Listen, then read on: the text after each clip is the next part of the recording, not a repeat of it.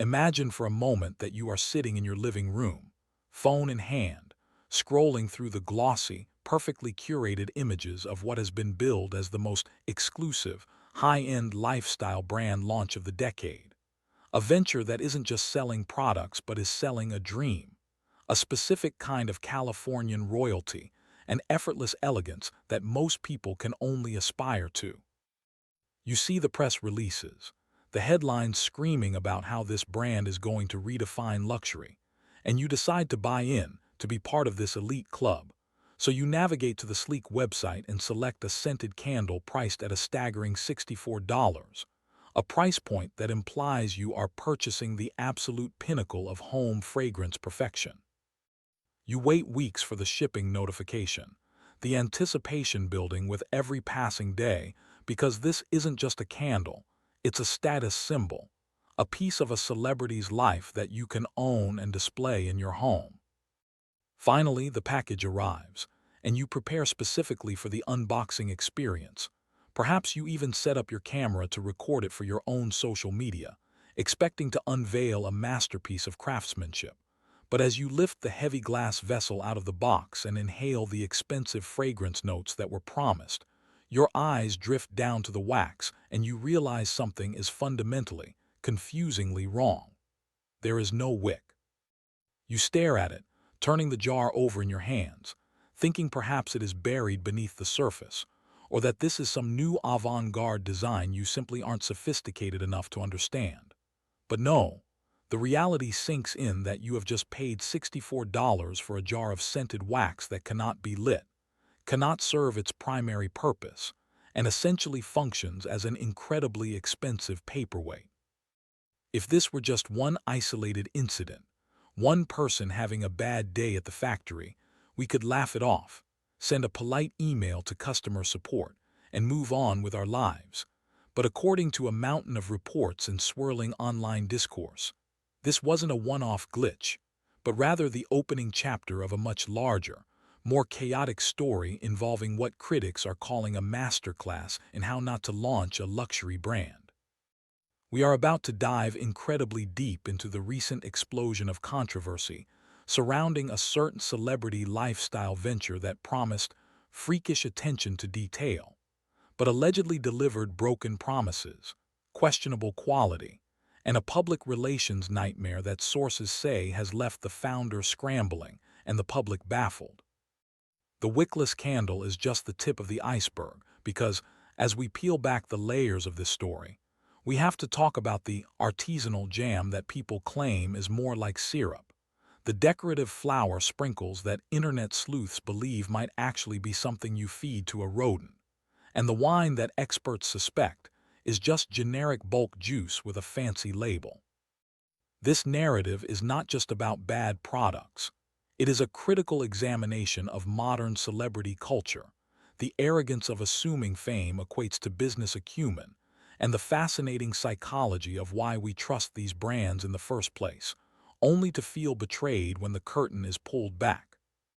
When a brand positions itself as luxury, it is making a very specific binding contract with the consumer where you pay an inflated price, sometimes 3 or 4 times the market rate, and in exchange, you receive perfection, exclusivity, and an experience that feels curated and special.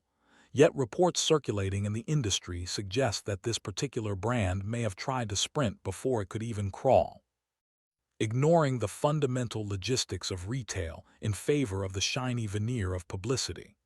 Following the initial soft launch, headlines splashed across the internet screaming that items had sold out in minutes, creating this incredible sense of urgency and demand that made people feel like if they didn't act now, they would miss out on a piece of history. It is the oldest trick in the marketing book: scarcity breeds desire. But industry analysts and skeptical onlookers quickly pointed out that sold out is a relative term because if you only stock 50 jars of jam, selling out isn't a sign of global domination. It's a sign of low inventory and poor planning. Sources allege that this rapid sellout narrative was carefully crafted to mask the fact that the supply chain simply wasn't ready for prime time, creating a psychological loop where you feel lucky just to get your hands on anything, which might explain why the initial wave of buyers was so eager to overlook the red flags that began to appear almost immediately. But once the products actually started arriving in people's homes, the reality of what they had purchased began to set in, and the photos that started circulating on social media painted a picture that was vastly different from the glossy, filtered images on the brand's Instagram feed. We are talking about basic quality control issues that you wouldn't expect from a generic grocery store brand, let alone a company founded by a duchess who has built her entire public persona around the concept of perfection and high standards. One of the most persistent complaints that surfaced involved the labeling, which sounds like a minor detail until you remember the price point and the prestige this brand is supposed to represent. You would assume that for a premium price, the label on the jar would be straight, centered, and adhered properly, right? Yet, multiple images shared by verified purchasers appeared to show labels that were peeling off at the corners, applied crookedly, or bubbling, giving the impression that they had been slapped on in a frantic hurry by someone who didn't have the time or the care to check their work.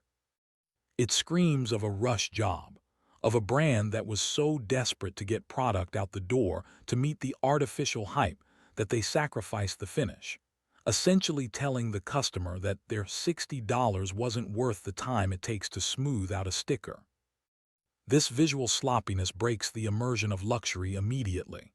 When you buy a Chanel perfume or a heavy glass candle from Diptyque, the packaging is part of the ritual. It is flawless.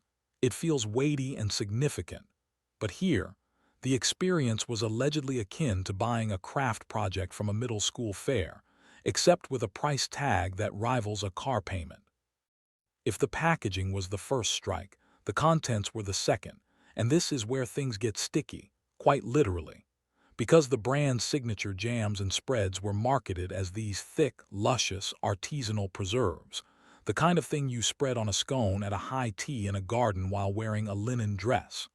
But when customers cracked the seals, if the seals were even intact, which some alleged they were not, raising serious safety questions about food preservation, they found a consistency that was described by several reviewers as runny or syrup-like, a far cry from the robust, fruit-heavy preserve they were expecting. Instead of a jam that sits proudly on a piece of toast, reports claim it was pouring out of the jar like water, creating a mess and leaving consumers wondering if there was any fruit in there at all, or if they had just bought expensive sugar water.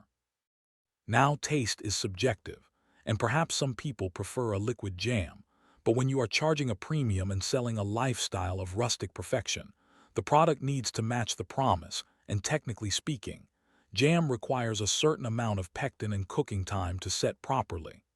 The fact that so many jars allegedly arrived in this liquid state suggests a fundamental failure in the recipe development or the manufacturing process. It raises the question, was there any taste testing? Was there any quality assurance where someone opened a jar from the production line and said, "Wait, this is soup, not jam"?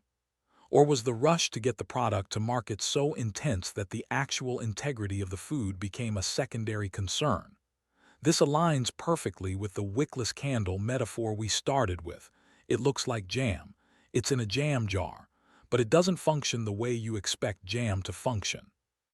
It suggests a disconnect between the vision of the brand, which is all about aesthetics and vibes, and the execution, which requires boring, unglamorous logistics like chemistry, temperature control, and supply chain management. The freakish attention to detail that the founder famously bragged about in interviews seems to have been applied only to the font choice on the website and not to the actual product inside the jar.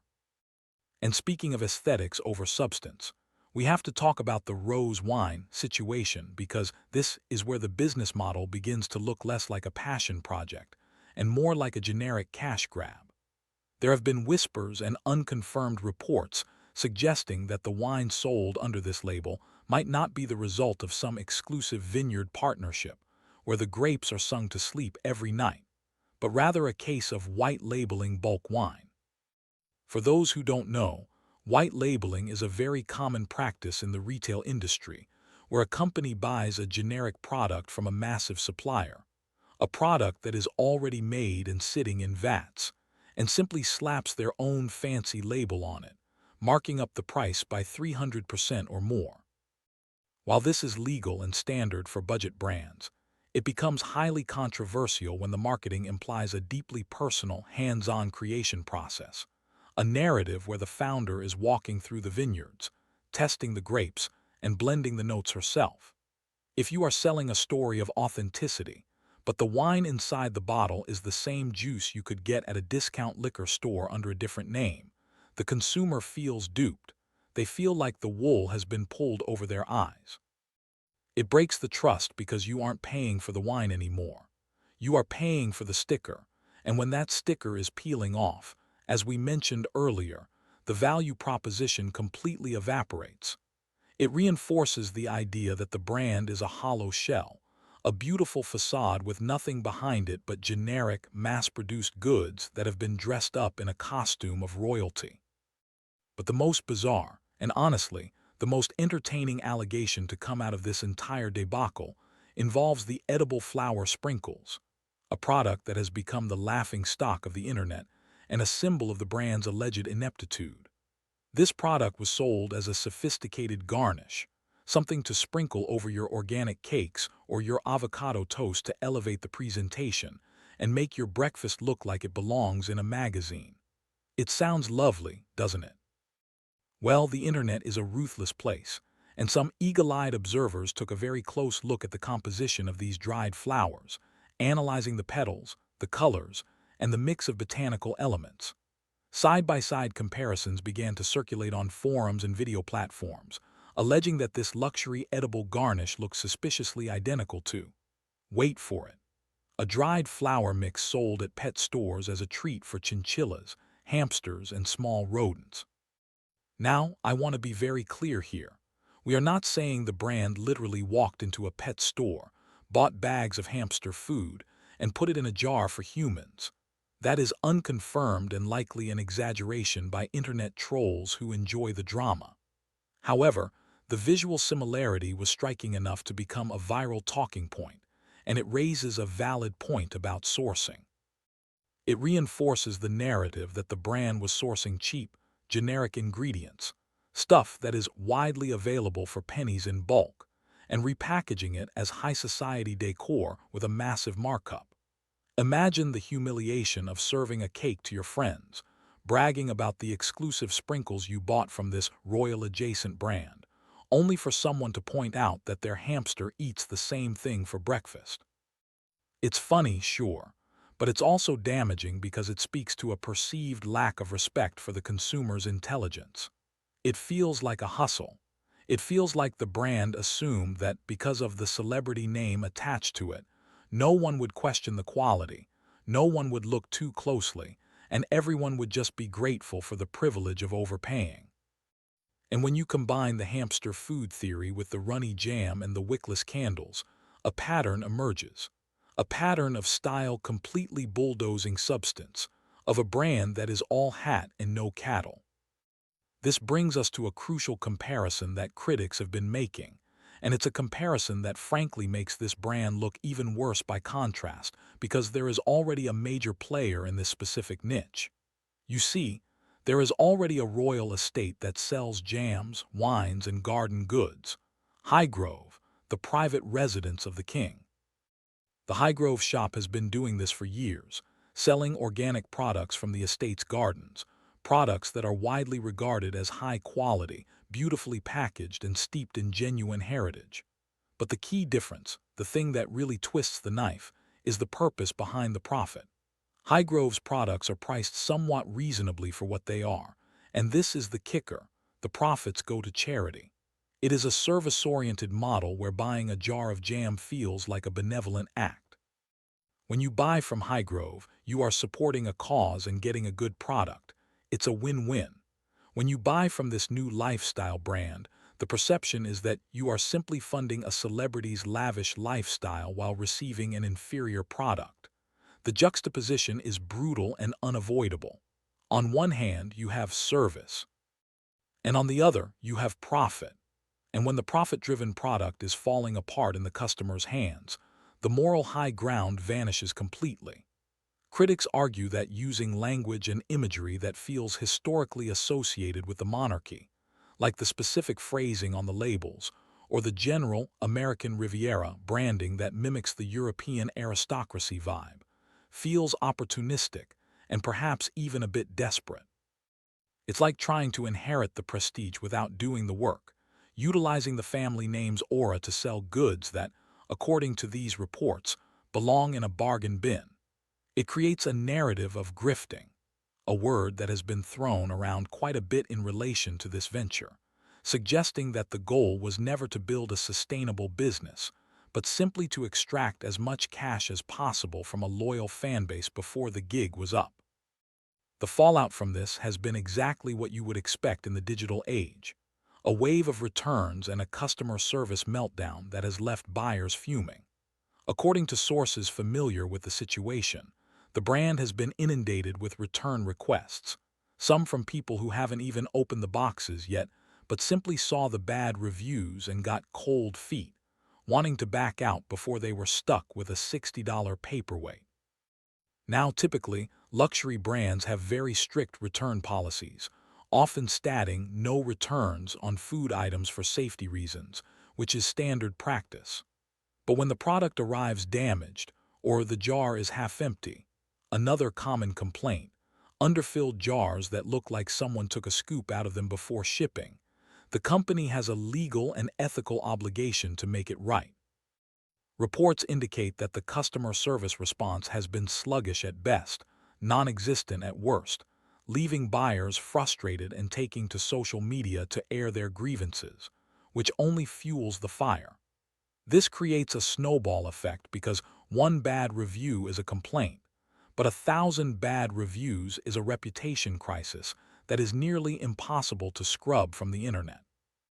We are seeing what happens when a brand relies entirely on the fame of its founder to drive sales without building the infrastructure to support those sales. Fame can get people to the website. Fame can get them to click buy once, but fame cannot make a candle burn if it doesn't have a wick, and fame cannot make runny jam taste thick. The product has to stand on its own, and in this case, the product seems to be collapsing under the weight of its own expectations. The silence from the brand is also deafening. In the face of these mounting complaints, the broken seals, the pet food sprinkles, the crooked labels, the brand has remained largely silent, issuing no major public apology. No, we are learning and growing statement, which in the world of PR is often interpreted as arrogance.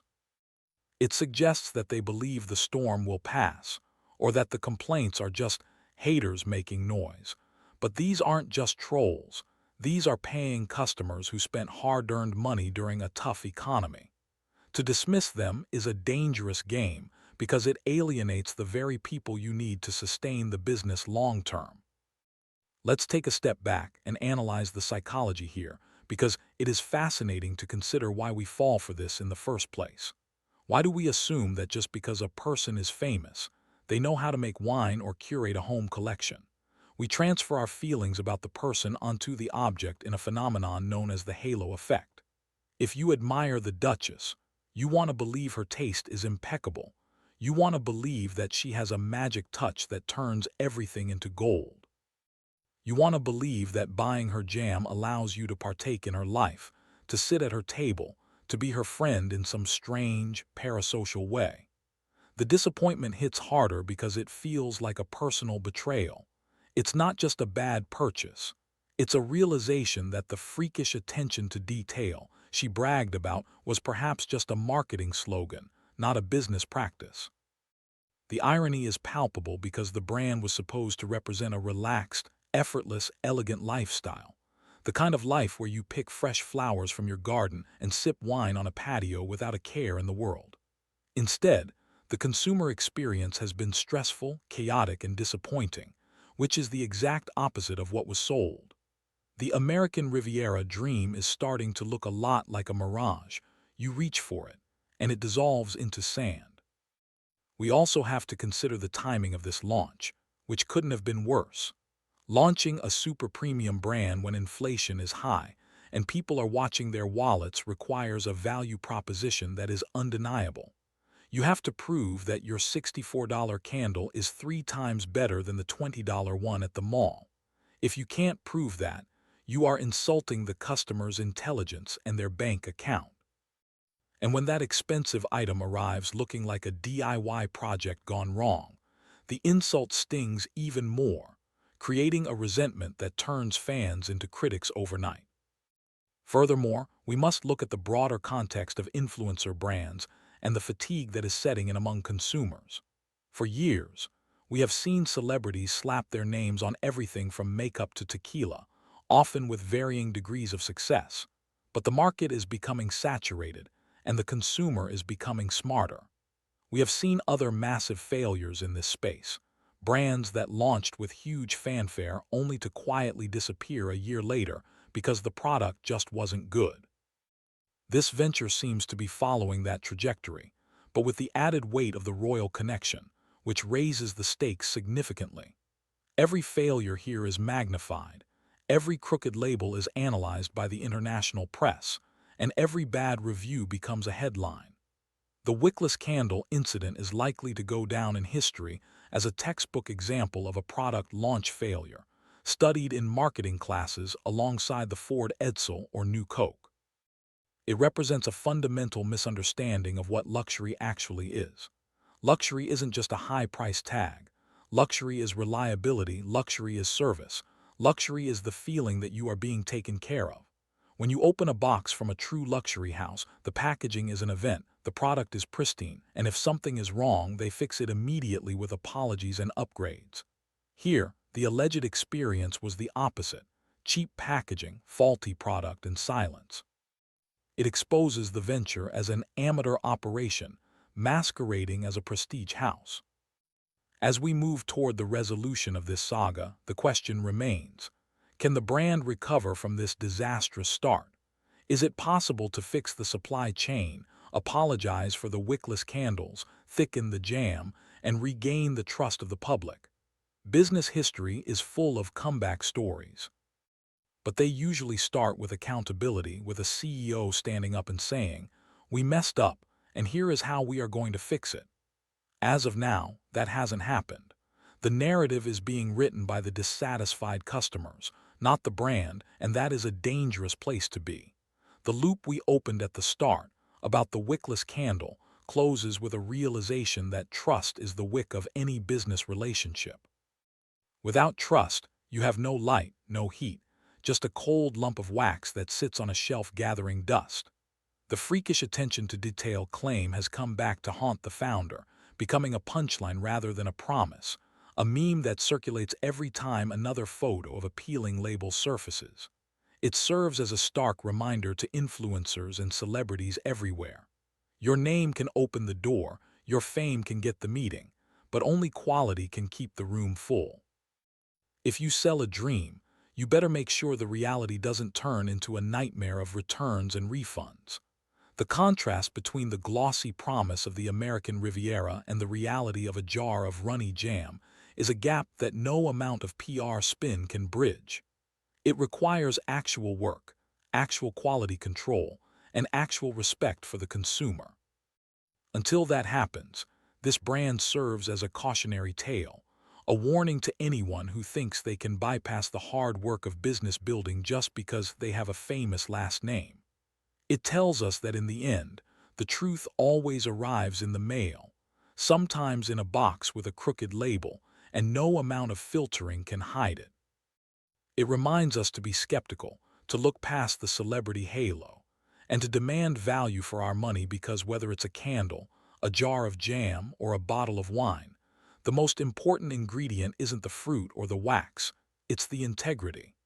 And right now, based on the reports, the complaints, and the images flooding the internet, integrity seems to be the one thing that is permanently out of stock.